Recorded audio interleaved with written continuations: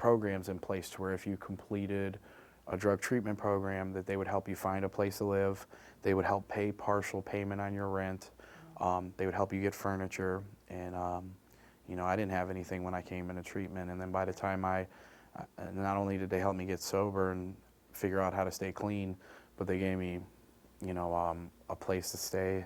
They paid my rent for up to a year, which was great because I needed that help, you know. And it's sad because I see some of these guys that come through there now, and they need that, you know. They could use that. They definitely could. Sure. And that was one of the major things to motivate me, you know, like, well, if I do this, there's a light at the end of the tunnel. Now they got these guys coming through these treatment centers, and they're just shoving them through. It's a sick process, you know. I started rolling. Just we're good. Just talk to Sarah. We can't see your face here. Okay. Here, you can see your. You can see. Okay. Is that cool? Yep.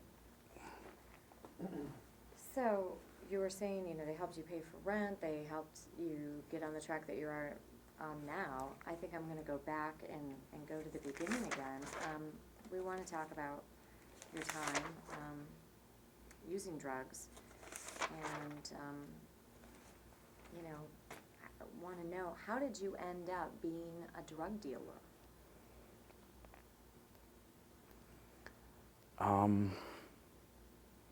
I always wanted the easy way out. You know, it was easy. I seen people in the bars that I grew up in, you know, in the neighborhood that I grew up in, the fast life, easy money, and I saw how quick things came to them, and I wanted things that quick, and I sought out people and sought out the resources to try and make that happen. What drugs did you deal? Anything. Marijuana, ecstasy, methamphetamines, heroin, pills, you name it. If there was something to sell, a dollar to be made off of it, I did it. Supply and demand. Was it easy money? No, it definitely wasn't. It seemed easy at first, but then, you know, it becomes a job. The lifestyle becomes pretty chaotic. You've got to get okay with certain things, going to jail, you know, your family being torn apart, you know, being away from your family, losing friends, losing family, you know, so the lure of easy money turned out to be a nightmare. How many times have you been in jail? I have three penitentiary numbers, and that's not including county or city jails. I'm so glad you have the courage to share all of this. I don't hear it now. I mean, Okay, we're good. if it can help somebody else, you know, that's the whole thing behind it. If it can help somebody else, because, you know, I went through my entire life thinking that, you know, I didn't need help, that I had to fight my demons and fight my battles by myself, and, you know, it was a relief to find out that I didn't have to, that there were people out there that could help me. What is your life like when you're a drug dealer?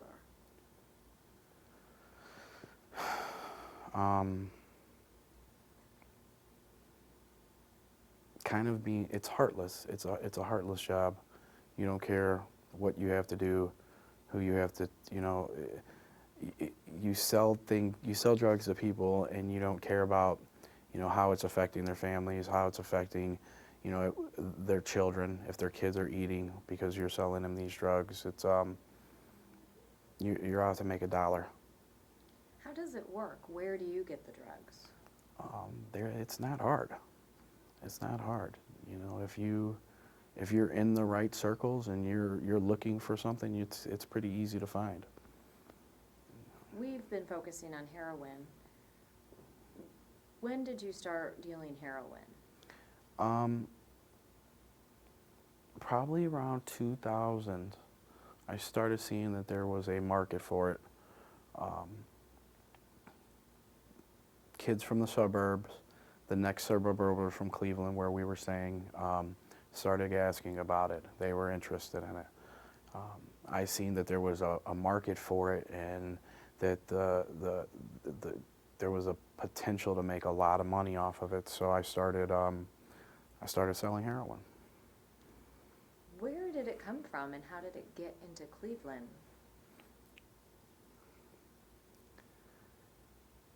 I don't know. I'm not the guy that puts it on the ships and brings it over here. You know, I'm just the guy that was meeting somebody's needs. You know, if somebody needed something, I went and got it, and I made a profit off of it. You know, I'm not the guy that brings it in here. I could speculate, but you know, I don't know. And there's enough of it to go around. It's not hard to find. I'm just wondering, without naming names, was there a person at a level above you? Was there a structure, or was it somewhat chaotic? I'm sure there was probably a structure to it.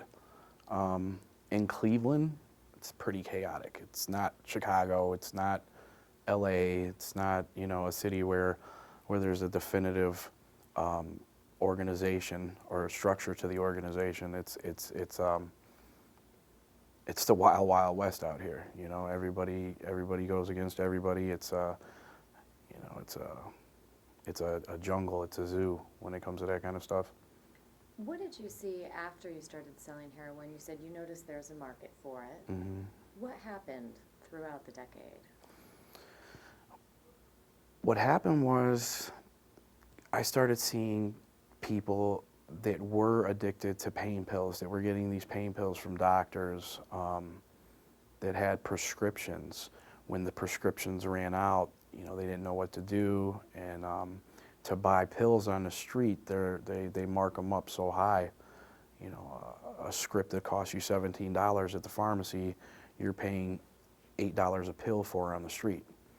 You know, so it was always easier for these people to come and buy a $10 bag of heroin off of me than, you know, that'll last longer and the high is more intense than an $8 pill where they need 3 or 4 of them to get the same high. Did you see it grow, the business and the number of users? Exponentially. It started off where there was a handful of people that were interested in it, and they were dominantly older people, 30s, 40s, and then what happened is you started to see, you know, younger people started buying, you know, in their 20s, and then it started to get into, you know, you started seeing high school kids.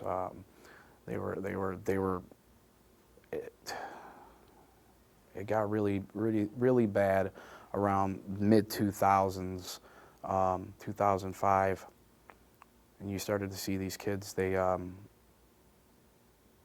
It was like there was no like jump. It was like they started with pain pills, and before you knew it, they were on heroin. Why do you think heroin became so popular? It's cheap. The high is it's a strong high, and what happens is you see these kids that come in and, you know, they don't have a lot of money. They're high school kids, you know, teenagers, people that don't have jobs. So, you know, in order to get the buzz that you want, you'd have to spend $40, $50. Well, you can spend $10 and get the same buzz with heroin rather than spending $40 on pills.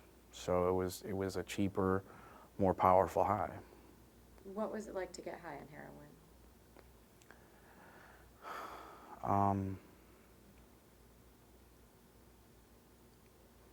What do you mean, the first time?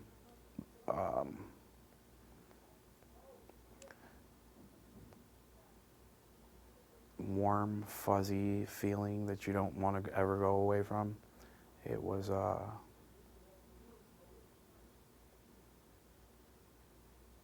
the best feeling. It was the feeling that I was searching out the entire time I was getting high.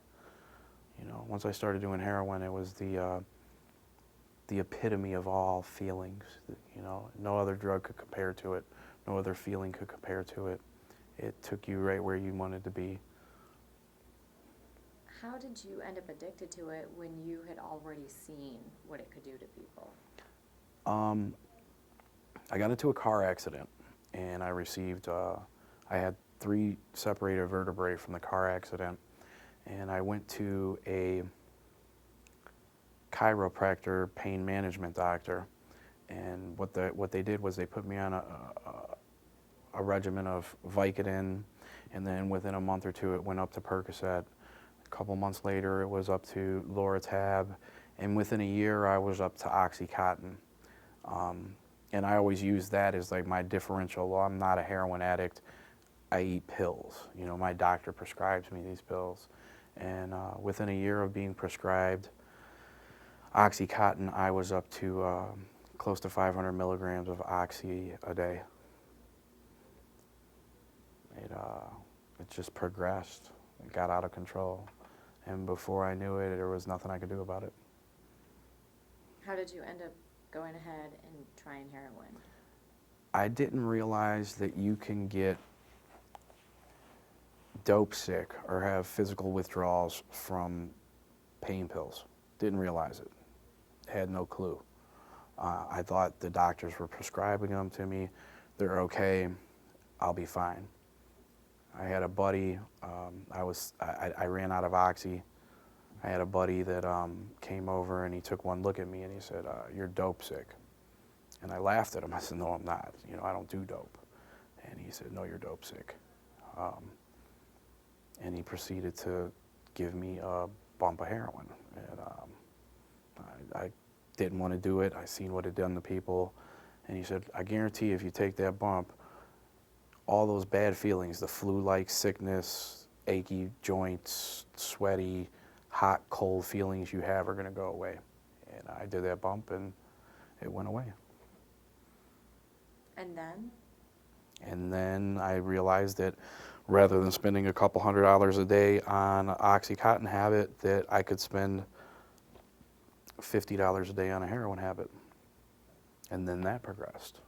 You know, then 50 turned into 100, and then it went from snorting to shooting, and then from shooting, it just got all out of control. How do you then end up in a place where you are today? Because it doesn't seem like that would be the path to going to college. I never wanted to become the person that I was. You know, it's not like I woke up, you know, when they ask kids what they want to be when they grow up, I never wanted to be a junkie. You know, nobody ever said they wanted to grow up to be a junkie or a drug dealer. You know, I'm sure there are kids, but that wasn't what I wanted to be. I wanted to be something, you know, and you know, I had a rough upbringing, and my childhood was crazy. So, you know, I used that as an excuse that, you know, I'm a product of my environment. This is all I'm good for, you know. And then it took, once I got sober, once I realized that I was better than that, that there was you know, I didn't have to live that life anymore. You know, there was a better way to live. Then I started to see things differently. And I had to be shown this way. It wasn't like I came to this self-realization one day that I could just stop. You know, I had to go to 12-step meetings. I had to go to treatment. I had to go to a detox. You know, I had to go through all these things to get to this point. You know, this just didn't happen. This has been a couple years in the making. You know, and then it didn't happen. You know, to the point I had people encourage me to go to school. I had people encourage me to stay on the right track. I had people encourage me to not go back to the lifestyle that I was living. You're a smart guy, I can tell. Did you ever feel like what you were doing was wrong when you were selling drugs? Every time. You knew what you were doing was wrong. I know what I was doing was wrong. You know, but the end justifies the means. You know, you've got to facilitate the lifestyle. You've got to do what you need to do in order to survive or stay high. Or what are you most ashamed of? I don't want to talk about it. You know, I don't want to talk about it. That's between me and my higher power. And I've came to terms with a lot of things in my life. And through the help of a 12-step program, you know, and thing that I regret the most is wasting time. I wasted a lot of time on a lot of things that led to nowhere. How do you feel about your life now? I love it. I love it. It just keeps getting better. It just keeps getting better. Like, I didn't think when I got sober 3 some odd years ago, you know, that things would be the way they were going to be. I thought for sure I was destined to be in the penitentiary or even dead by now. You know, I never thought that my life could turn around the way it could turn around. Why do you think you were able to do that? Because I listened to the people in the program, people that have got sober before me that had the same problems, had the same malfunctions that I had, and I took their advice and listened to what they did, and it worked. You know, I stopped trying to be in control of everything and let somebody else do it for me. You know, and that was what it took, was a 12-step program, rehab, detox, and you know, aftercare after that, following up with these people, going to meetings. I asked you what you're most ashamed of. What are you most proud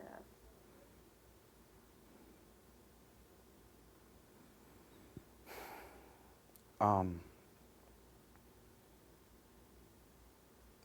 Getting to see my mother cry tears of joy because she's so happy that I've turned my life around.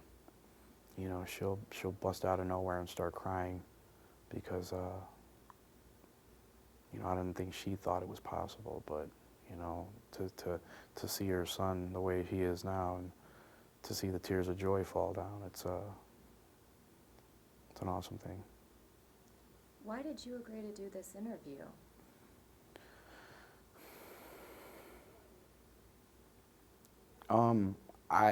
I sat with Bill Dinahan on a board with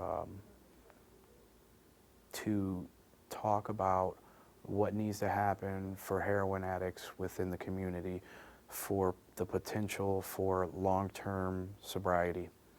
And you know, I've sat on boards before, I've sat on discussion panels before, and it always turned out to be there was an agenda. Somebody wanted something done, and they took what you said and took bits and pieces out of it and did what they wanted to with it. We sat on this board with the director for the Alcohol, Drug, and Mental Health Services Board, and he asked us what needed to happen for addicts to sustain long-term sobriety, and everything that we told him, he took and presented to that board, everything. When I read that paper and seeing that it was everything that we talked about, I cried, because the man was a man of his word. And you know, when he asked me to do this, you know, I told him I'd try to fit it into my schedule. Why did you think, so you're doing it for Bill? Any other reason did you know, Well, want to share it? You know, why? I'm sure you have some compelling reasons to not share your story with anyone. Why did you decide it was worth sharing? Because if it can help somebody, you know, that's the point. You know, I didn't think there was help for people like me. I didn't think there were help for heroin addicts or drug addicts. I thought it was a waste of time. But, you know, if this can help somebody else or somebody else can get some benefit from this, why not? What's the average day like when you're a drug dealer?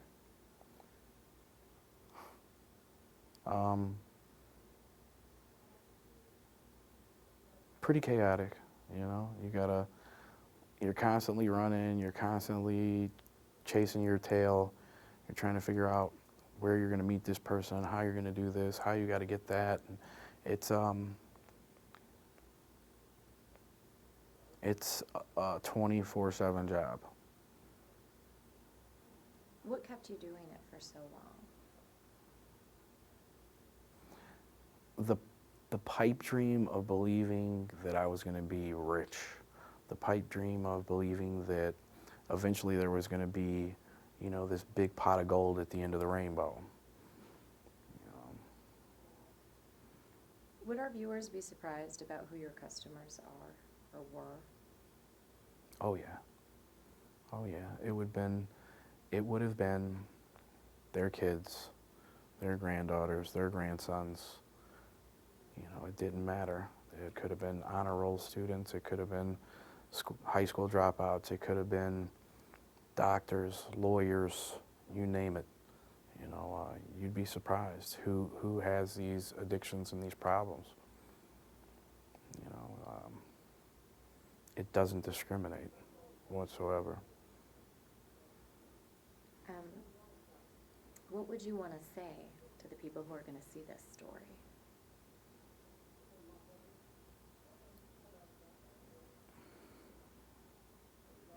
That there is hope, that you don't have to fight your battles by yourself. As much as you think you don't have a problem, you might have a problem. And if you do, there's places that you can go to, detox centers, treatment centers, and there's definitely a lot of meetings throughout the city that you can go to get some help, and the best thing I could say is let somebody else help you, quit fighting, don't let this thing take you to a point where you're gonna die, because I've seen a lot of it in the last year or two, people dying left and right, and it doesn't have to be you, if it could work for me, it could work for you. Have you seen it take the lives of people that you used to spend time with? Oh yeah, a lot.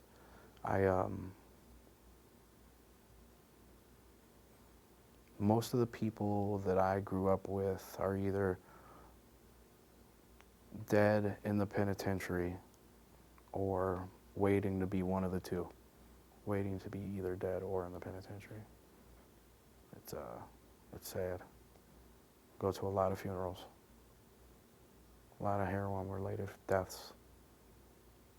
And this all started for you when you were very young. Mm-hmm. Can you tell us again, when did you start using drugs? I started using drugs when I was 10 years old. Started off with alcohol, marijuana, and then it just slowly progressed. One thing led to another, and I liked the way it made me feel.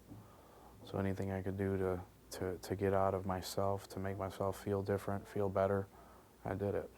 And how did you start dealing drugs? I don't know. I watched people doing it while I was growing up. I seen in the bars in the neighborhood the lure of fast money, the lure of having nice things that these people had. I wanted that. And I sought them out. How old were you? 12. You started dealing at 12. Yeah. So how many years were you a dealer? 18? Wait, 20. Do you miss it?